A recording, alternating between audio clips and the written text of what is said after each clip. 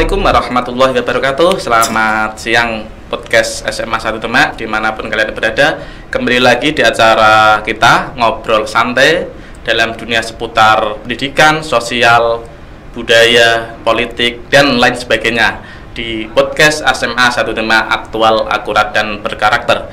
Kali ini kita akan mengupas tuntas kaitannya dengan peran pemuda. Dan kebetulan kita menghadirkan tokoh pemuda Kabupaten Demak yang saat ini bisa hadir di tengah-tengah kita. Kita sapa dulu Bapak Ali Maskun. Assalamualaikum warahmatullahi wabarakatuh. Waalaikumsalam warahmatullahi wabarakatuh. Sehat? Alhamdulillah sehat Mas Rozak. Ini kalau bicara pemuda, ini relevansinya saya bisa manggilnya Bung atau Mas atau Pak. Kalau Pak ini tidak pemuda lagi karena kita yang bahas ini pemuda. Bung saja. Kita lihat, kita panggil kita Bung Ali atau Bung Maskun? Bung Ali. Bung Ali ya. Bung Ali, kita bicara ini temanya cukup strategis sebenarnya. Masalah pemuda. Masalah pemuda ini tidak ada selesainya. Mulai dari awal kemerdekaan sampai masa kemerdekaan sampai sekarang era milenial sekarang, ya. Sebenarnya pemuda itu apa, Bung? Sebenarnya bisa dideskripsikan pemuda itu bagaimana, harusnya seperti apa, tugasnya bagaimana sebenarnya? Pemuda adalah generasi masa depan yang nantinya akan menjadi tongkat estafet kepemimpinan. Baik di sektor nasional maupun di sektor daerah. Yang mana pemuda dalam konteks ini siswa-siswi SMA 1 Demak harapannya dapat menciptakan generasi-generasi yang handal yang nantinya akan menjadi penerus tongkat estafet kepemimpinan di negara Kesatuan Republik Indonesia ini. Lah, sebenarnya kita bicara masalah pemuda. Sejak kapan kita itu disebut sebagai seorang pemuda? Disebut sejak kita posisi ya sekitar usia antara 17 tahun sampai usia 45 ya, jadi, kurang lebihnya. Dari 17 tahun itu disebut awal-awal pemuda gitu ya. Ya, karena memang pemuda ini sangat strategis di dalam membangun negeri tadi ya. Betul sekali Mas Rozak. Sebenarnya kalau kita bicara masalah pemuda, ini negara kita, ini kan tergantung bagaimana kita mempersiapkan pemuda. Kan gitu ya? Iya, betul. Mau diisi karena pemuda ini akan menjadi apa ya? Yang mengisi kepemimpinan tingkat nasional, daerah, dan provinsi kan gitu ya. Nah, sebenarnya apa yang harus dipersiapkan oleh pemuda untuk dalam rangka mengisi estafet kepemimpinan berikutnya itu sebenarnya, kalau menurut pandangan Bung Ali ini? Untuk mengisi estafet kepemimpinan sebagai pemuda, kita harus berperan aktif, baik di bidang pendidikan, formal maupun informal, yang mana kita harus memiliki kecakapan dalam bidang organisasi, semisal di bidang mahasiswa atau siswa-siswi SMA 1 Demak bisa ikut kegiatan kesiswaan, kegiatan ekstrakurikuler maupun kegiatan ekstra dan intra di sekolahnya masing-masing. Sehingga hal tersebut bisa menjadikan kita pembelajaran untuk kedepannya. Seandainya lulus dari SMA 1 Demak bisa menjadi calon generasi-generasi yang handal untuk meneruskan estafet kepemimpinan tersebut. Nah, termasuk setelah lulus SMA terus kemudian masuk ke perguruan tinggi. Nah, apakah juga harus berproses sama dengan waktu di SMA atau bagaimana ini mestinya? Biar supaya semangat kepemudanya itu masih muncul, karena pemuda ini kan naluri idealismenya kan tinggi sebenarnya. Bagaimana kemudian biar naluri idealismenya tetap terjaga menurut Bung Ali? Setelah lulus dari SMA tentunya melanjutkan di tingkat universitas, ya kita harus belajar. Tetap belajar. Baik peningkatan nilai di bidang akademik maupun non akademik. Contohnya kalau kita sudah lulus dari SMA, kita kuliah, ya kita ikut kegiatan di kemahasiswaan seperti BEM mahasiswa dan organisasi-organisasi mahasiswa lainnya. Sehingga di situ akan muncul bentuk karakter kita nantinya. Kita mau seperti apa dan mau menjadi apa. Jadi sebagai lanjutan ya. Iya. Nah, terus kemudian begini, pada waktu saya dulu ini, Bung Ali, pada waktu kuliah itu dulu itu saya hanya mengaktifkan diri di kegiatan organisasi, tapi akademiknya itu kurang. Lah menurut Bung Ali itu cocok atau tidak itu akademik? Karena rata-rata kalau zaman saya dulu itu kuliah yang ada di kampus saya, rata-rata kuliah 7 tahun itu, 15 semester itu waktu di Wali Songo Semarang itu. Jadi aktivis itu kok lulus cepat itu bukan aktivis. Itu harusnya seimbang. Harusnya seimbang. Ya, seimbang di dunia akademik maupun di dunia non akademik. Gitu. Harus memiliki keseimbangan. Akademik jalan, ya akademik jalan, non akademik pun juga jalan. Jangan sampai keteter. Keteter lah ini ya. Problemnya. Yang seringkali problem yang terjadi adalah keteteran. Kadang ada nilai akademisnya bagus, namun non akademisnya kurang. Sehingga terjun ke masyarakat pun juga akan ada plus dan minusnya. Seperti kalau boleh tahu, Bung Ali ini dulu kuliah di mana? Saya kuliah di Fakultas Hukum Universitas Gadjah Mada. Oh, Gadjah Mada. Lulus berapa tahun? Saya lulus alhamdulillah 4 tahun. 4 tahun. Bidang pengalaman waktu di kampus bisa enggak menyeimbangkan antara akademik dan non akademiknya? Alhamdulillah bisa. Bisa. Karena semangat dan doa serta dorongan dari orang tua untuk ikut aktif dalam organisasi kemahasiswaan. Jalan dan ikut tentunya pergerakan-pergerakan. Waktu itu saya ikut PMI di Sosial Humaniora sana.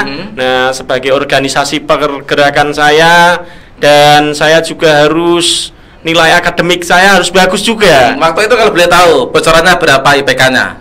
IPK-nya 3,75. Oh, berarti ya memang proporsional antara bisa menyeimbangkan. Kalau saya dulu udah segitu ya. Di bawah jauh itu lah ya. Di IAIN kalau IPK 3,7 sudah beasiswa apapun itu lolos itu. Lah, bagaimana kemudian waktu ini pengalaman di UGM-nya bisa menyeimbangkan strateginya biar tidak keteteran tadi kan? Bahasa keteteran itu bahasa apa itu?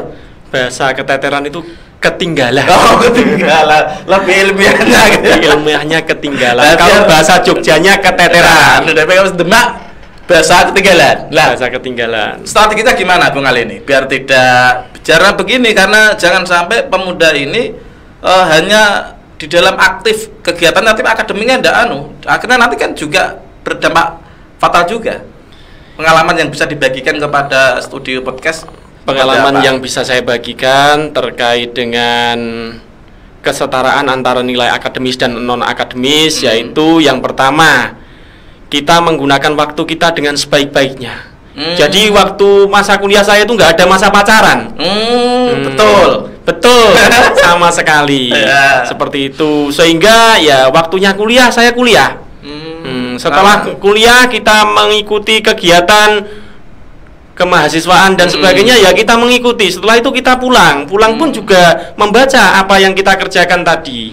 Berarti punya planning betul-betul disiapkan. Iya, ya? Harus kita planning, karena hidup aja direncanakan, kadang tidak sesuai rencana, apalagi sama sekali tidak direncanakan. Bisa lebih ambiar ya. Iya, betul sekali. Iya, karena saya dulu itu Bung Ali, hampir 6 tahun, 7 tahun, dan menjadi biasa. Dan ini memang problemnya itu ya di akademik. Nah, terus kemudian setelah lulus kuliah S1 di UGM, kemudian berkontribusi di pulang kampung.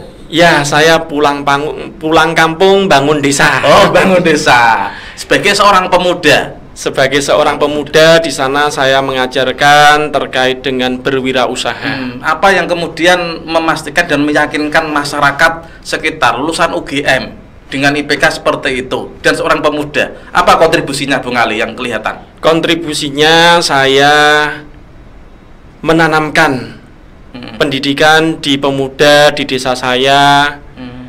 Orang kuliah tinggi dia tidak malu dengan bertani dan berwirausaha. Di sana saya setelah lulus kuliah saya bertani.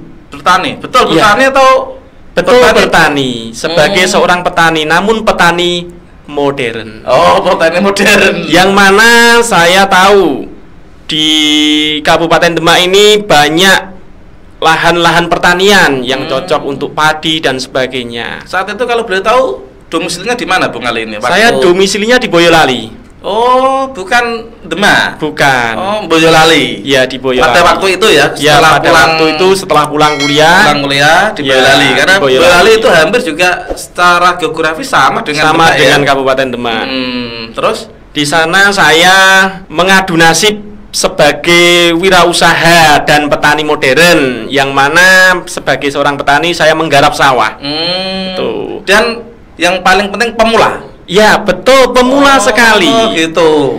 Terus kemudian bagaimana respon masyarakat dan kemudian hasilnya? Kalau hasilnya sangat memuaskan, sampai sekarang masih saya tekuni. Nah, sekarang apa dulu itu bidang pertaniannya apa yang digeluti waktu di Boyolali itu? Padi, bertanam padi. Secara modern. Secara modern. Modernnya di mana itu? Apakah cocok tanamnya atau bagaimana? Modernnya kita di rumah. Kita memanajemen. Pengeluarnya berapa, pendapatannya berapa. Jadi kita nggak turun ke lapangan seperti itu gitu loh. Padahal kalau tidak tahu Fakultas Humaniora, Fakultas Hukum. Iya. Kok bisa ngatur pengeluarannya berapa dan seterusnya? Ilmunya dari mana? Ilmunya ya kita di organisasi di luar kampus. Oh, didapatkan dari luar kampus. Ya, didapatkan kita kan di kampus kan ada akademik dan non akademik. Jadi untuk mengasah kemampuan termasuk ilmu hitung ini dan di anu tadi ya, di luar non akademik tadi ya. Iya, betul sekali. Terus kemudian apa yang jadi sesuatu yang wah pada waktu mengolah dan turun dari gunung UGM? Ya, sesuatu yang saya dapatkan adalah di sana banyak orang mengatakan sebelum berhasil. Di sana menyampaikan kepada saya kuliah dur-dur akhirnya ya dadi petani. Apalagi kuliah UGM. Apalagi kuliah di UGM. Tidak semua yang ada siswa SMA itu punya kesempatan untuk kuliah di UGM. Ya, betul sekali. Apalagi kalau zaman saya, jenengan zaman saya dengan zaman saya hampir sama ya. Hampir sama, Bang. Itu berarti kalau saya itu kalau Semarang waktu saya kuliah itu UGM atau Jogja itu kota pelajar saat itu. Betul sekali. Tidak tahu kalau sekarang ya. Sekarang masih kota pelajar julukannya. Oh, kota pelajar. Tidak bergeser ke Semarang ya? Tidak bergeser sama sekali. Waktu itu bisa cerita setelah dari di rumah tadi, terus kemudian dalam tanda kutip ada yang bahasanya membuli UGM kok terus kemudian berwirausaha dan seterusnya. Ada enggak waktu itu dicibir tadi, dibully dan seterusnya? 6 bulan pertama iya, tapi setelah itu, setelah saya menerapkan manajemen pertanian tersebut dan berhasil, mereka sangat berbondong-bondong, oh bagus, patut ditiru seperti itu. Seorang mahasiswa dari kota yang notabene menempuh ilmu pendidikan di kota mau terjun ke desa. Di sana memberikan contoh kepada pemuda, yang mana di sana zaman sekarang kan apa ada pemuda yang mau bertani. Pada waktu itu. Atau pada ndak alergi atau ndak jaga image dan seterusnya. Apa kemudian sudah dinawaitunya itu sudah memang berwirausaha di bidang pertanian atau bagaimana? Apa itu ndak gengsi atau apa itu? Ndak alergi atau apa? Saya pengen tahu, Bang Rozak. Itu di sana saya pengen tahu berapa penghasilan dari sektor pertanian yang mana sering digaungkan oleh pemerintah, tolong untuk menjadi petani modern seperti itu. Visi misi pemerintah saat itu. Nah, saya mencoba di situ. Dari ibaratnya saya menyewa tanah pertanian. Menyewa. Bukan tanah milik saya sendiri. Di sana saya menyewa, berapa ongkos untuk penggarapan sawah dan berapa nanti setelah masa panen kita jual seperti itu. Lah, terus pada waktu itu ada enggak hambatan-hambatan di dalam Bung Ali ini membangun awal-awal karir berwirausaha bidang petani modern saat itu? Ya, hambatannya dari masyarakat ya cuma menyampaikan kuliah adoh-adoh, kuliah dur-dur, endingnya jadi petani seperti itu. Jenengan saat itu jadi pemuda tidak malu? Tidak malu sama sekali. Dan percaya diri. Dan sampai saat sekarang ini yang menjadi contoh bagi pemuda-pemuda di sana. Sebagai contoh suatu hasanahnya itu ya. Iya, betul. Lah, terus begini Bung Ali, ini dari Boyolali. Ya. Lah ceritanya ke Demak, karena sekarang di Demak bagaimana? Ceritanya ke Demak, setelah usaha saya masih jalan di sana sampai sekarang. Nah, saya dapat istri orang Demak. Orang Demak. Ya, yang kebetulan juga alumni dari SMA 1 Demak. Oh, SMA 1 Demak. Oh, lah sekarang kalau boleh tahu alamat rumahnya domisili di mana? Alamat perumahan di Bintoro Asri Blok L1 Demak. Lah, kaitannya dengan karena begini Bung Ali, jiwa seorang naluri pemuda itu kan tidak boleh kita lepas begitu saja ya. Betul. Nah, terus kemudian pada waktu pindah domisili di Demak, apa yang Bung Ali lakukan di dalam membangun Demak, karena tadi sudah dari Boyolali, sekarang hijrah ke Demak. Bagaimana kontribusinya Bung Ali dalam komitmen dan menumbuhkan naluri kepemudaannya kembali?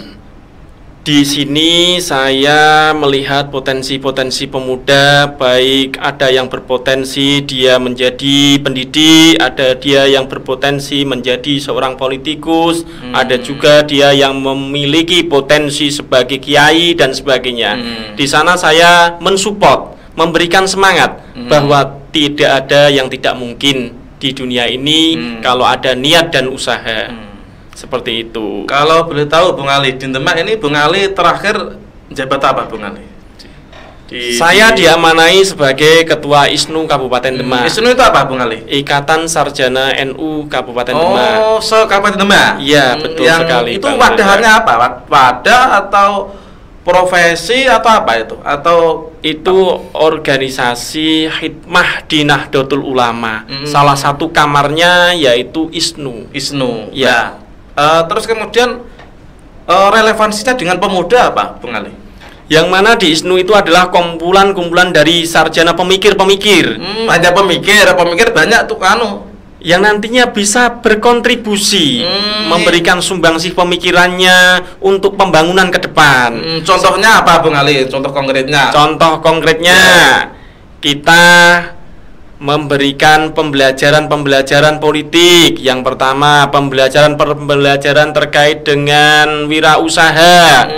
Pembelajaran sebagai saat ini saya sebagai pegawai BUMN. Oh, pegawai BUMN. Ya. BUMN mana kalau boleh tahu? Saya di sektor perbankan Bank Mandiri. Oh, di Bank Mandiri Semarang atau Demak? Saya posisi sebagai pegawai Bank Mandiri Jakarta. Oh, saat ini. Jakarta. Ya. Bukan Demak ya? Bukan. Lah terus kemudian tadi bicara lokal lagi. Sebenarnya apa yang sudah Bung Ali ini berikan untuk masyarakat Demak dalam konteks kepemudaannya, kemudian mengadvokasi pemuda-pemuda, karena ini indeks pengangguran ini kalau tidak salah itu meningkat dari tahun ke tahun, apalagi di masa pandemi Bung Ali. Lah terus kemudian bagaimana pemuda ini harus bisa berperan khususnya di Kabupaten Demak? Di sini saya merangkul dari sektor pendidikan di Rumah Nahdlatul Ulama, yaitu di IPNU, dengan menyampaikan masukan dan saran, yang mana di sana adalah organisasi belajar.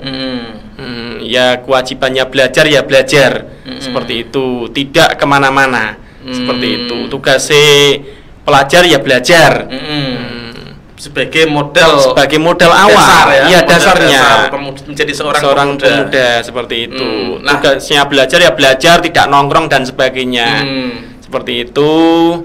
Yang kedua, saya juga mensupport junior saya, ibaratnya kader-kader muda yang kiranya punya potensial baik di bidang pendidikan, di bidang sosial dan sebagainya. Langkahnya seperti ini.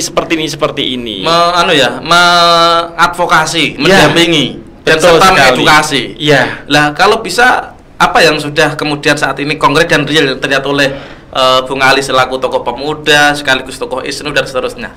Produknya apa yang sudah kelihatan saat ini? Produk yang sudah muncul saat ini setelah kepemimpinan saya di Ikatan Sarjana Nahdlatul Ulama Kabupaten Demak, muncullah generasi bibit-bibit unggul yang sekiranya nanti berpotensi meneruskan tongkat estafet kepemimpinan di 20 tahun yang akan datang. Seperti itu. Bung Ali kok sangat yakin sekali. Apa dasarnya? Kok sampai segitunya bisa menjadi estafet pemimpin 20 tahun yang akan datang? Ilmu yang kita bawa dari kota, kita bawa ke Kabupaten Demak. Seperti itu. Terus kemudian nanti seperti ini. rencana. Ya, direncanakan. Ya, direncanakan, plan A, plan B, plan C itu harus ada. Di dalam kehidupan kita itu harus memiliki plan. Bung Rozak, kalau boleh tahu, ini termasuk yang Bupati kita, Bupati Esti ini kan termasuk masih kategori pemuda ya sebenarnya. Betul sekali. Karena kalau tidak salah seusia kita lah sebenarnya. Ya. Karena beliau kebetulan dikasih amanah Bupati. Nah, Bung Ali sudah ngasih masukan, saran atau audien tidak kepada beliau? Ini loh Pak, saya punya master plan, desainnya pemuda seperti ini biar minimal mengurangi pengangguran lah di Demak ini. Atau bagaimana? Terkait satplan dan masukan, kita juga sudah bekerja sama dengan Ketua DPRD Kabupaten Demak, yang mana selaku Forkominda Kabupaten Demak. Dan untuk saat ini kita juga akan berkomunikasi dengan Bupati Demak, yang saat ini dijabat oleh Ibu Esti, yang mana beliau juga tokoh muda, tokoh potensial, dan itu bisa memberikan semangat kepada kita semua generasi muda. Beliau seorang doktor, bisa menjadi seorang kepala daerah yang handal.